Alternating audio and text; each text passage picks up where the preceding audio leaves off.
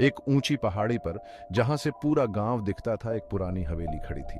उसकी टूटी फूटी दीवारें और वीरान रूप नीचे की रंगीन जिंदगी से बिल्कुल अलग थे।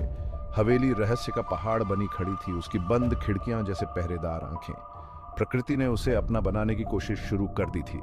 मोटी और टेढ़ी मेढ़ी बेलें दीवारों पर सांप की तरह चढ़ रही थी, मानो पत्थरों का दम घोंटना चाहती हों।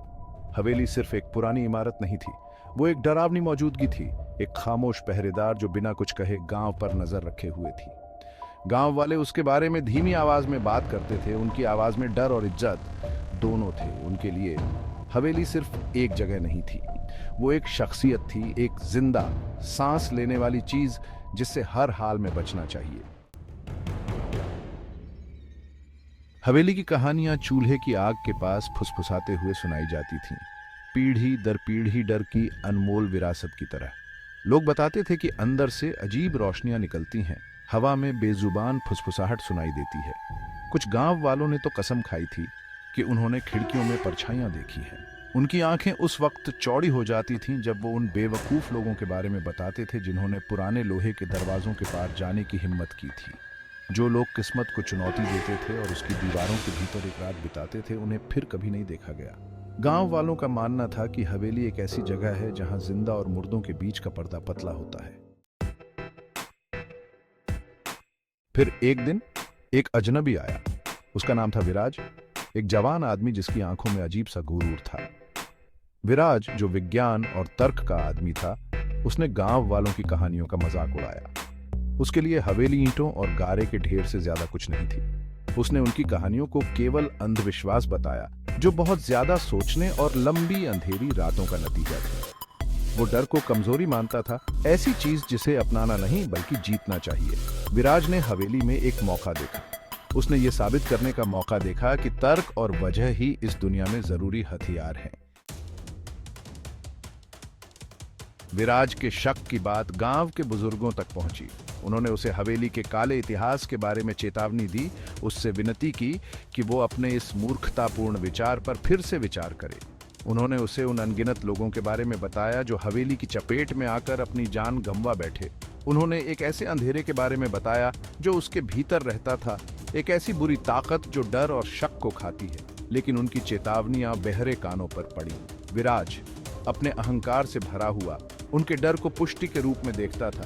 उसने हवेली में एक रात बिताने का फैसला किया। वो उन्हें गलत साबित करेगा, उनके मिथकों को तोड़ेगा और विजयी होगा। भाग 5।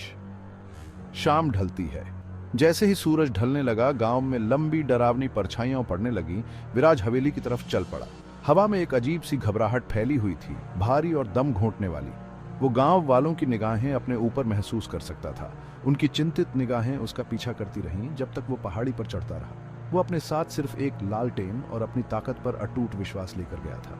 जैसे ही वो झंग लगे लोहे के दरवाजों तक पहुंचा, हवा का एक झोंका अचानक उनसे टकराया, मानो उसे रोकने की कोशिश कर रहा हो। विराज ने इसे एक चुनौती के रूप में लिया। भाग 6। अंधेरे में प्रवेश। उसने दरवाजे को धक्का देकर खोला। उनके कब्जे विरोध में कराह उठे और वो अंदर चला गया। हवा तुरंत ठंडी हो गई, मानो उसने एक अदृश्य दहलीज पार करके किसी दूसरी दुनिया में प्रवेश किया हो। दमनकारी सन्नाटा सिर्फ उसके अपने कदमों की आवाज से टूट रहा था जो ऊंचे आंगन में गूंज रही थी। हवेली उसके सामने खड़ी थी, उसकी खिड़कियां खाली आंखों की तरह उसकी हरकत पर नजर रखे हुए थीं। जैसे ही अंधेरा हवेली को अपनी चपेट में लेने लगा, विराज अंदर चला गया। वो अपने दिल की धड़कन अपनी छाती में सुन सकता था। हर धड़कन उसके अकेलेपन की याद दिला रही थी। भाग 7। अजीब आवाजें। अंदर की हवा सड़न और धूल की गंध से भरी हुई थी। वो एक कमरे से दूसरे कमरे में भटकता रहा। उसकी लालटेन टिमटिमाती परछाइयां बना रही थी जो दीवारों पर नाच रही थीं और इधर उधर भाग रही थीं। हर कमरा खाली था, फिर भी वो इस एहसास को दूर नहीं कर सका कि उसे कोई देख रहा है।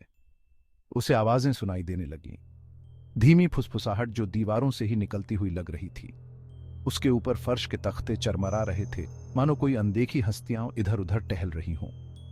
उसकी हंसी खाली हॉल में गूंज उठी, एक खोखली आवाज जिससे उसके दिल में बढ़ती बेचैनी कम नहीं हुई। भाग 8। एक खौफनाक मौजूदगी।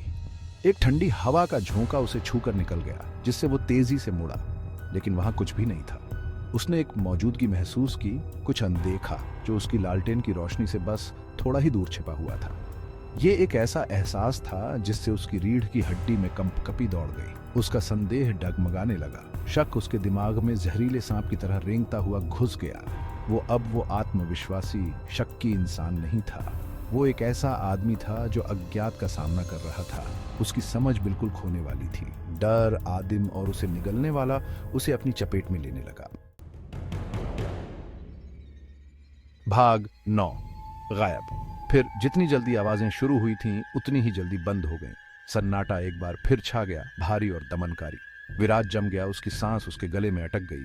उसने आवाज दी, उसकी आवाज कांप रही थी, लेकिन कोई जवाब नहीं आया। खाली हवेली में बस उसके अपने डर की गूंज गूंजती रही। अगली सुबह गांव वालों ने हवेली के दरवाजे खुले हुए पाए। वे अंदर दाखिल हुए। उनके दिल एक परिचित डर से भरे हुए थे। उन्होंने हर कमरे, हर नुक्कड़ और क्रेन की तलाशी ली, लेकिन विराज चला गया था। भाग 10। साया बाकी है। हवेली पहाड़ी पर खड़ी थी, खामोश और बेपरवाह। इसने एक और शिकार कर लिया था। अपने भयानक रजिस्टर में एक और नाम जोड़ लिया था। गांव वाले फुसफुसाते हुए कहते थे कि विराज के संदेह ने अंदर की आत्माओं को नाराज कर दिया था। वे कहते थे कि कैसे उसके अहंकार ने उसकी किस्मत सील कर दी थी। हवेली बनी रही, दुनिया की सतह के नीचे छिपे अंधेरे की एक स्थायी याद दिलाती हुई। यह फुसफुसाहट और परछाइयों की जगह थी, जहां डर का राज था और तर्क की कोई ताकत नहीं थी। पहाड़ी पर बनी हवेली विजयी हुई, उसके रहस्य बरकरार रहे, उसका अंधेरा परिपूर्ण